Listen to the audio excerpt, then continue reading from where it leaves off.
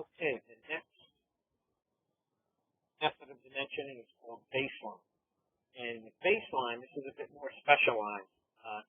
You would have to declare a baseline surface, which we're going to declare this left edge. Now, you don't literally or graphically declare it. It's how you work the command that would declare it.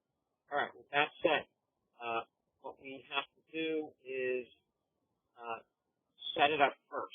And you're going to see that there's a common thread with a lot of these methods of dimensioning is that there's a setup process before you go right to the command. And this one being no different.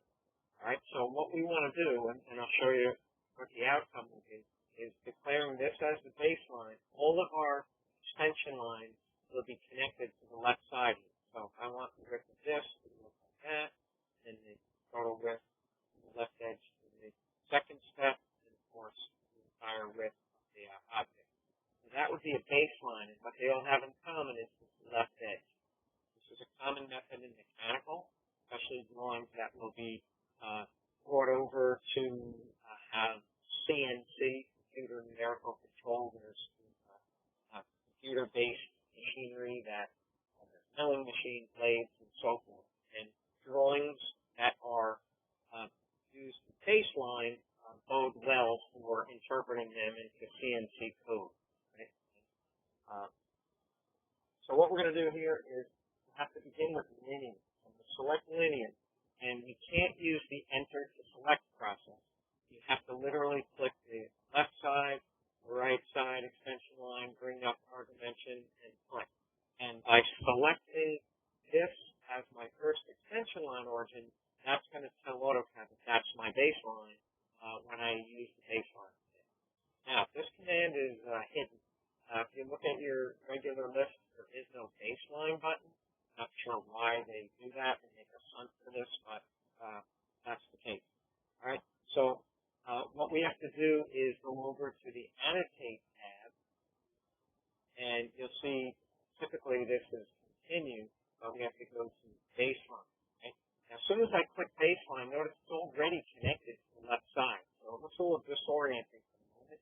But if I bring my mouse over to snap to that upper right of the second step, and then I bring my mouse down to snap to the upper right of the third step. And if I have many steps, this is pretty automated, right? Just click, click, click. And when you're done, you just hit escape. Now, as we talked about our last class, with Dimension Part 1, we had our first example of creating dimension styles. You will see that there's even a dimension style that controls the spacing between these baseline dimensions. And I want to just show you that so that we get more and more comfortable with the dimension style today. Right? This little arrow here, remember, we're in Annotate. Here's our dimension panel. And this tiny little arrow here is another way of jumping right into our dimension style button. I'm going to click that. And notice that there's a couple of dimension styles here. We're in the ANSI one. That's okay. Go to Modify. And you'll see over here in Lines tag. Select the Lines tag. And here is the setting for baseline spacing. Okay. Now, what does that mean? Set to 0.5. And what that's saying is if 0.5 or a half inch between our dimension lines. If we wanted that more or less, then we have control of that. All right, I'm just going to hit cancel and close. All right, so there is an example of baseline. All right, I'm going to come over now to continue. And I'm going to leave baseline showing here so we'll see the difference between them. Now, continuous is a method that is probably more common in architectural civil, whereas baseline is more commonly used in mechanical.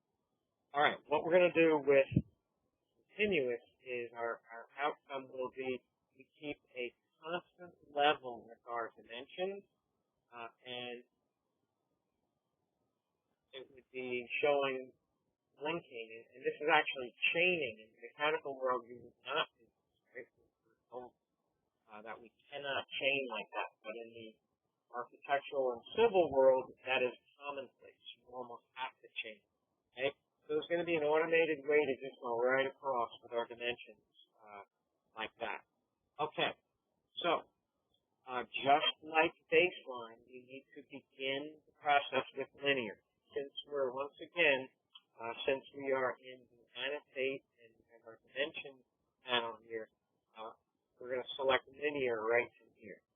Okay, here's linear, and I'm going to, like I had to before here, I have to snap to first extension line origin, second extension line origin, bring my mouse up, click.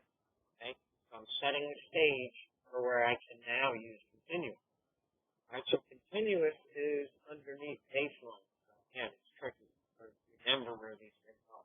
So I'm going to click on the little list button and select continue right here. And notice it's connected now to the right side of my previous dimension. So now all I have to do, like I did before, is just snap to the middle step and the bottom step. Okay? And then escape. All right, so that's kind of neat. It's automated when you have a lot to do, and just as fast as you can click, it'll create the dimension. All right, I'm going to show you one more thing. I'm going to select this last dimension and hit delete. And let's say I got these two dimensions placed, the phone rang, and I left, and I came back, and I'm like, wait a minute, do I have to erase this and do this over? No. AutoCAD has a nice built-in little feature. I select that dimension, and then I rest my mouse on the tip of the arrow. Look at what pops up. You have stretch, continue, baseline, and flip. Right? I'm going to go down and select continue, and it just resumes. Right now, all I have to do is come down and click, and then escape. I won't escape. That same thing would happen with baseline. So there's a baseline to it. All right. So these two are similar in their setup. You have to use linear to create the first one, and within linear, you have to snap to the extension line. And then you have to find where the button is and then execute the command. All right, going over to the next one, arc length. Now, arc length is used commonly in mechanical, lots of times in sheet metal, but you know, it can be used in architectural. So what this will do is it will measure the linear distance of this. Imagine if this was a piece of wire and I flattened it out. Right, it might be about that long. It's going to tell me the length of that. Okay, so on this one, we have it in our original list of dimensions today, and you will see that this will be in. Blank it out here. I'm going to go back to, and in this linear. Oh, here it is, arc length. Yeah, so I'm not going to just make sure that it wasn't in the other. Get into such habits that, yes, arc length. All right, so my bad. So here it is. It's in both places as, you know, this is basically a reproduction of both places. So arc length, select that, and your command prompt says select on the arc. So I'm picking on the arc, and if I move down or I move up, it's going to keep the number the same, right? So again, wherever you have room, follow the dimension rules. So I'm going to move out and click. And you can see here, remember it's a definition point. This would never print. It's just there, but kind of ignore it. But that tells me where the actual center of this arc is. But this is what's important. Okay? The arc length symbol, 6.426. Now, once again, in our dimension style, we have some control over this curve. Go back up to this little arrow up here, and let's open up our style and see what we have. Modify, okay, and that would be in the symbols and arrows, and right here is my arc length symbol category. So it's on preceding the dimension. Okay, that's where slide the symbol is. Get that out of the way. In symbols and arrows. So preceding, right before, preceding, right here, you could put it above, right, where it'd be up here, or if we don't want it at all, put that. Now, the only thing we can't do is if we want it after, which I don't know why you would, but Okay? So you have control over that. All right, next one, jog. This is another one that is not on the front line of usage in terms of popularity, so it's one that you might forget. Now, I want to show you something that'll help us remember, but the point here is this is a very big arc, and just pretending here, let's say that this is my drawing. Let me show you. Say down, and let's say this is my drawing. This is the title block down at the bottom, and if I try to use the radius dimension, center line is going to be below my sheet. It's so far away, and that would be a problem. I can't have that. I can't even have anything in the title block. So what we could do is create a fake center point much closer. Okay? And jog means it's going to be this symbol, which means that's not really the true distance from there to there, but the number is the actual distance. Right? So it's just a graphic way of still keeping the correct arc, but taking out where the center is. All right, now here's what I wanted to show you. Also, if I click on my list, don't click it. Just hold your mouse on there and be patient. It'll bring up another dialog. Now look at this. This is nice because when you only occasionally use it, it's a quick help tip to remind us of what we do. So the first thing we have to do is click on the arc, number one. Second thing we do is select the fake center point. The third thing we do is pick where we want the dimension number itself to be. And then the fourth thing is where that jog symbol will be. Okay, so it's a good little reminder. All right, so here we go. Jog. Number one, we pick on the arc. So I'm going to pick at about 1 o'clock. Okay. Number two is we pick the fake center point. So let's say I'll pick right about here. Okay. Number three is I pick where I want the number, right there. And then 4 is I pick where I want the jog symbol. I'll go back halfway between the fake center point. All right, so and remembering how to use it is half the battle, but actually executing it, not so bad. All right, next, I'm going to go all the way down to the lower left corner, and the next one is quick dimension. You guys are going to like this one, because as the name implies, it can be quick. All right, so the quick dimension command is right here. Remember, we're in annotate, dimension panel. Select quick, and before I proceed, stay where you are, but just watch what I'm doing. It's an escape. Just want you to be aware that this object is seen as all one line. It's called a polyline. We're going to learn that starting next week. Right? It doesn't have to be. This command will work if these were just all individual lines here. I'll show you that after. But just so you're not taken off guard that this is all one line. All right. Back line. So quick dimension. And the command prompt says select geometry. I'm going to pick on anywhere. I can pick anywhere. It really doesn't matter. Pick right here. And enter. And I'm going to bring my mouse up and flip.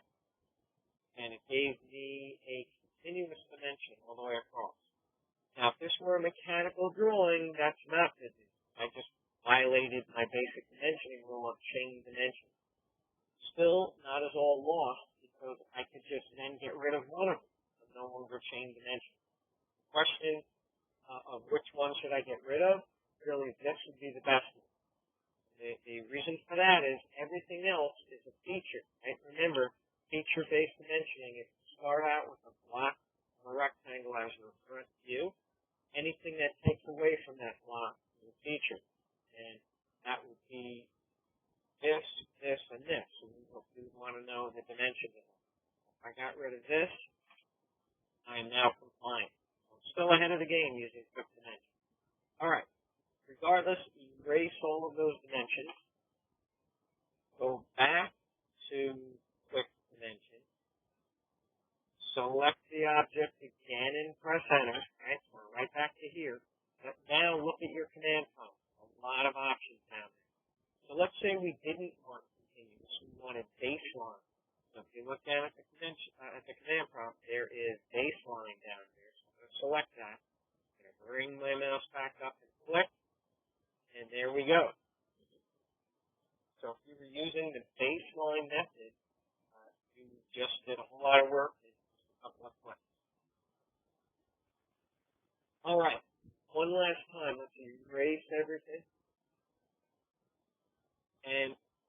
show you this is not all one object. So we need to do what's called exploding. So if we go back to the Home tab, and the explode button is right here, right underneath erase. Click explode, and now select the object and press enter. Okay? Don't see anything, but if I rest my mouse on it, it's just individual lines. Okay? So exploding converts a polyline, or one continuous line called a polyline, and it breaks it down into individual line segments. Okay? Now, let's go back to the Annotate tab, Annotate, and Quick Dimension. Okay, now that this is individual lines and not one continuous polyline, what do I do differently here? Well, instead of picking and having it select everything when it's a polyline, that's no longer the case. I have to window the whole thing in and then hit enter. Okay, and I'm right back where I was. Just bring my mouse up. Okay, so it's only the way you select it would be different, whether it's a polyline or individual line. All right. Going over to the next one, ordinate. All right, again, ordinate. This is a very uncommon way of dimensioning, or it's certainly not the upper level of linear, angular, radius, diameter, right? Those are the most common. This one is specialized, but it can be used in all areas of drawing. What this does is AutoCAD refers to this as arrow lift dimensioning. It uses the coordinate system to dimension. So where the 0, 0 point is very important. And to know where that is relies on something I showed us way earlier in the semester. You need your coordinates on or visible. All right, so keep an eye down there. When I move my mouse around the screen, it's tracking from where the 0, 0 is to the current location of my mouse. Now, the problem is, where my mouse is here, I'm way out to 28 and change by almost 3, and that's not good.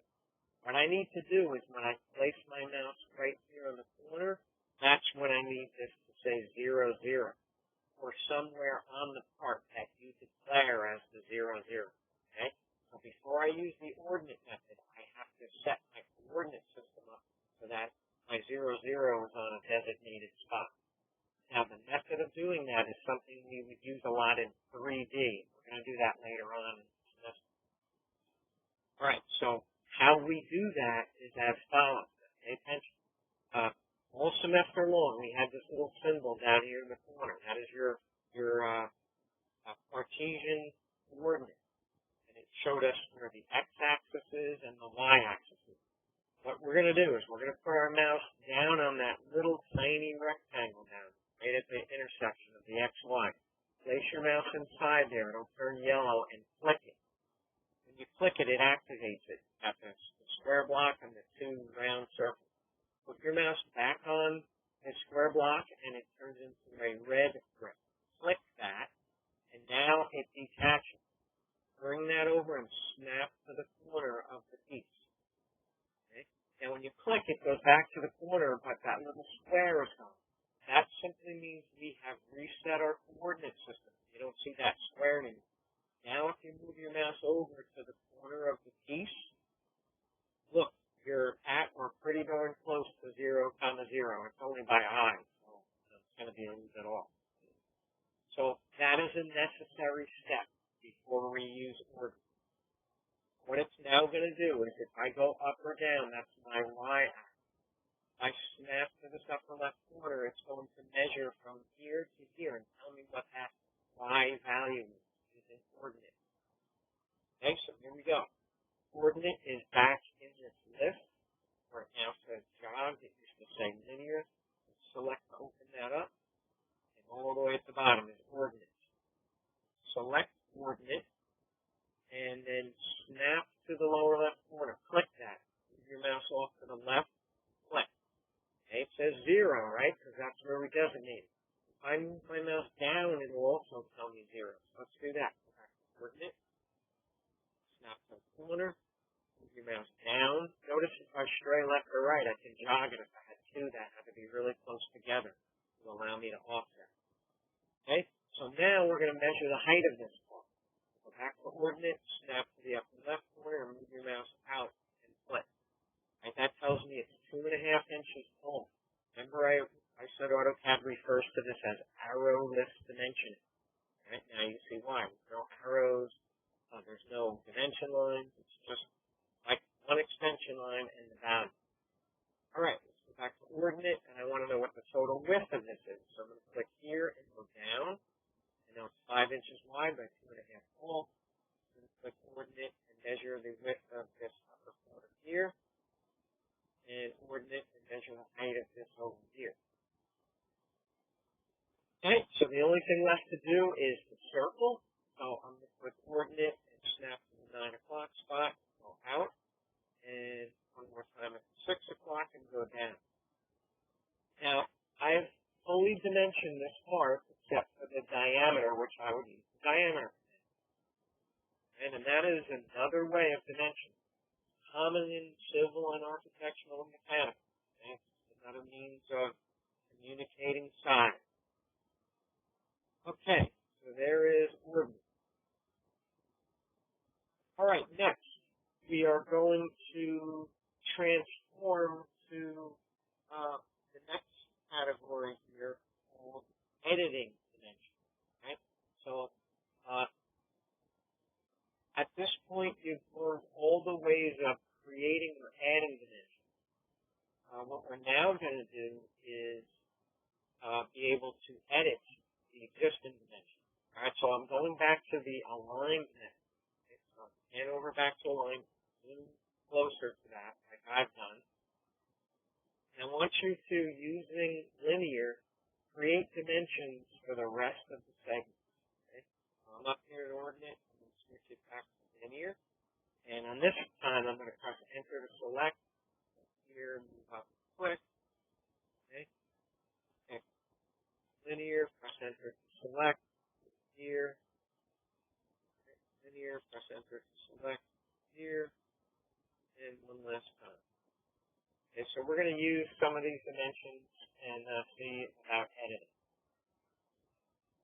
All right, let's start with this one off to the side here, 1.648. The first thing I'm going to show you is something that we've already seen, maybe not to this extent, but we're somewhat familiar with this right from the start. And that is grips. Okay? If I select any given dimension, I get 5 grips shown. And I've got a grip on the number. If I click that grip, I can move this number up or down within the dimension itself. I have a grip on the arrowhead. If I click that grip on the arrowhead, I can move this dimension further away or in closer. I have a grip on the extension line. If I click that grip, I can move that extension line closer or farther. Now, a practical use of that, I noticed a couple of you in your dimensioning part 1 homework, you had a dimension all the way in at the midpoint. So it just happened on the midpoint. So look what happens here. I don't have my gap. Okay, I don't have my 16th-inch gap here that I see in all other places. And my extension line is running right into the part. That is no good. That would be, you got points off for doing that. Because that's sloppy dimension. So what you could do if you test that, and that's where it's important, when you're done dimensioning, you have to, just like a Microsoft Word report, you have to do proofreading. You have to proofread an AutoCAD drawing by zooming in and looking for things like that. If I see that, I would click on my dimension, I would grab that grip and bring it back out to the corner. Now I've restored my gap. My extension line does not run in my dimension, to my object.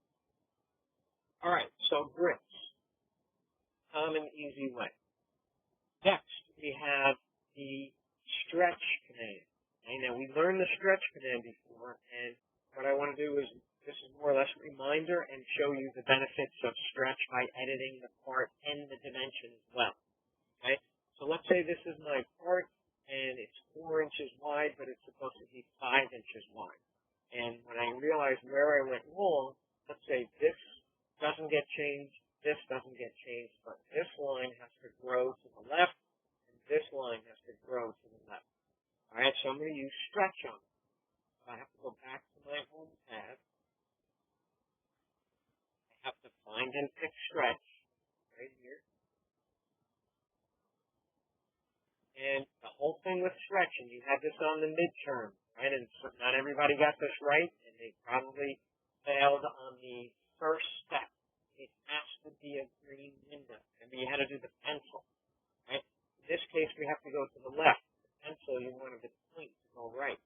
So I'm going to click above it, and I'm going to go down to the left, and I need to go all the way across the part and down and further to the left. Click. And you see a whole bunch of stuff highlighted, but that's all right. Press enter to say you're done. And I said this a couple of times, when I use stretch, I don't snap to anything. Chances are it's going to get you in trouble. Move my mouse aside, and I click out in space. This piece is like Jello, right? It's all stored. I just want to go to the left, following that green line. Let's say that I want to stretch this by 1 inch. I'm going to say 1 enter. Right? Everything got bigger. This used to be 2, this used to be 4. And my right side stayed intact, my dimensions updated. I could do the same thing to compress or shrink. Let's say I needed this to be 4.5 and knock a ½ inch off of that. Okay, one more time. I'm going to stretch. I'm going to make the same window. Press enter to complete. Take the base point off to the side. I'm going to this time go to the right and say 0.5 in. Now instead of 5, it's 4.5. Knock a ½ inch off that measurement. Okay, so stretch is another way of editing dimensions. Now, next is we have the ability to modify the specific dimensions within the string. And the way that you're going to do that, you have to go back to annotate. And you're going to pick annotate. And I've got to go and select the word dimension. Open this up. Okay, I'm going to click on the little push pin here because we're going to do some stuff down here. So I'm going to click the push pin to lock that open.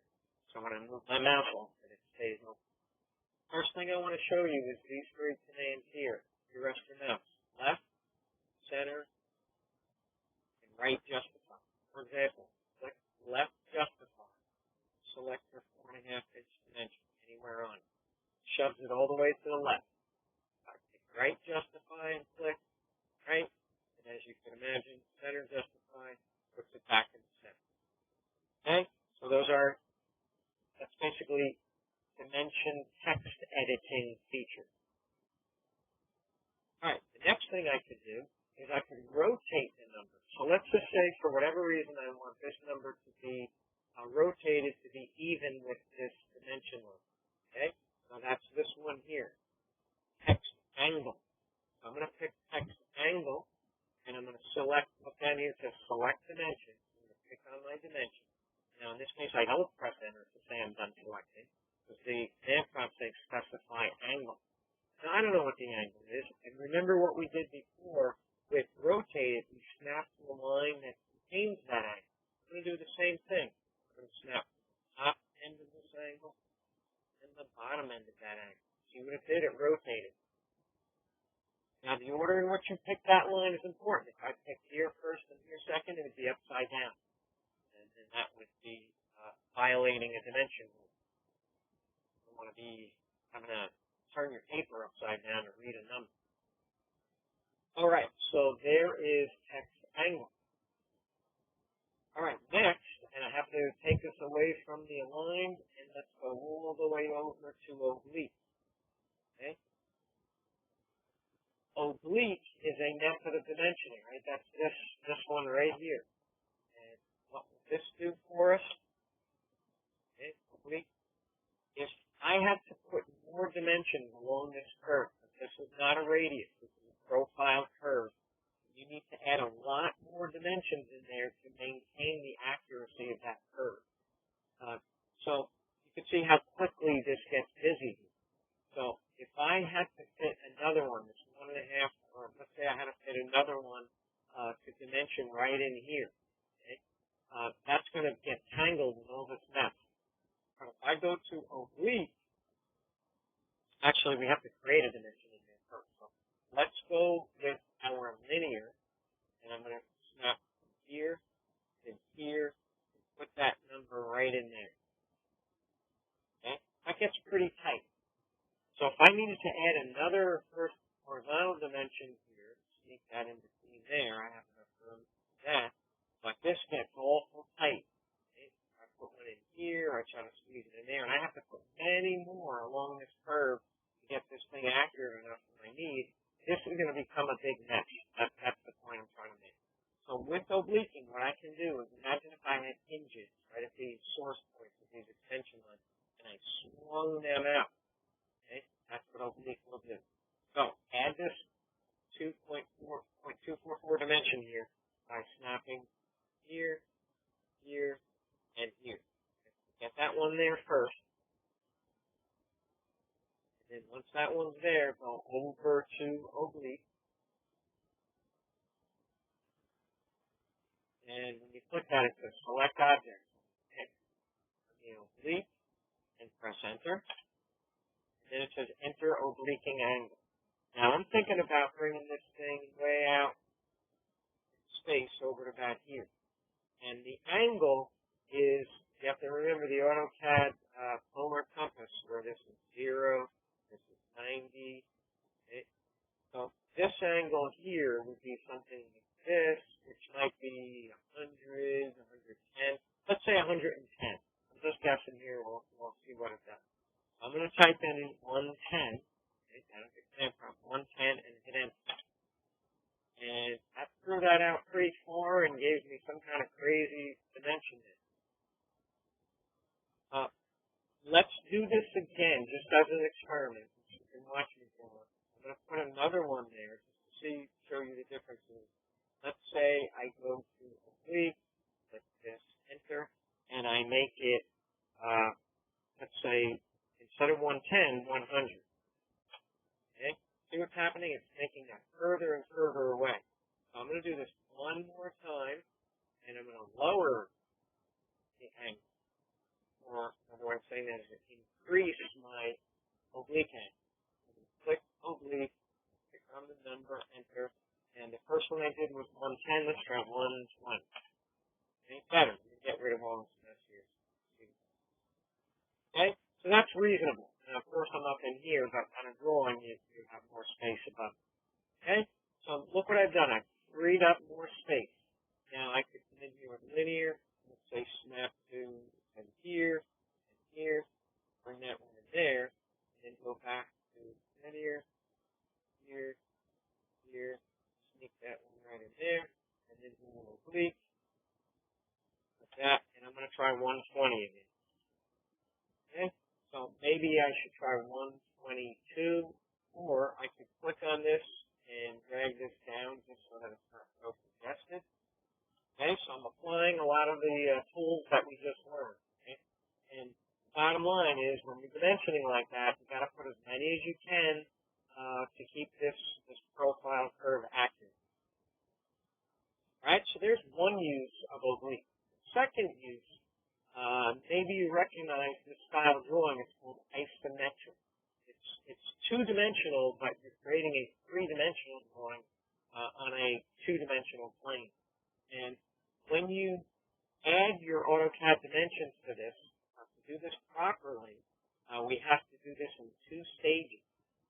What our desired outcome would be is, if I'm dimensioning the height of this, I would have to have my extension line, the continuation of the surface. My dimension line would have to be parallel to the surface. Okay? So, to dimension the height, it should look like that. Maybe to dimension the depth, have this parallel to the surface. So we can do first in. Alright? Now, to do that, phase 1, I would use a line. Okay? We learned this earlier. Line. I'm going to snap from here to here, bring my dimension out. Okay? And then I'm going to create another one. I'm going to do a line. I'll click from here to here and go out that way. Create another one here to here. And we'll do one more. Say this one out. Okay, so that's step one. Step two is with oblique, we swing them down so that my extension lines have to go straight down on both of these. These extension lines, this one here and here, has to go on that angle. Now the thing with isometric, everything's in 30 degrees, right? So your polar coordinates would be 30, and then 90, bring it up. Horizontally would be 180 minus 30, 150. Okay, 180 plus 30, 180, so forth. So you got to work in 30 degrees off of the vertical or horizontal. All right. So what I'm going to do is go to oblique. I'm going to select this dimension, enter, and I want that to be in a 30 degree. Okay. And I'm going to go back to oblique. I'll click on this one, enter, and this has to be not horizontal, but 180 minus 30, or 150. All right, so you get the idea one more time. I'll go to oblique, and I can do both of these at once. Okay.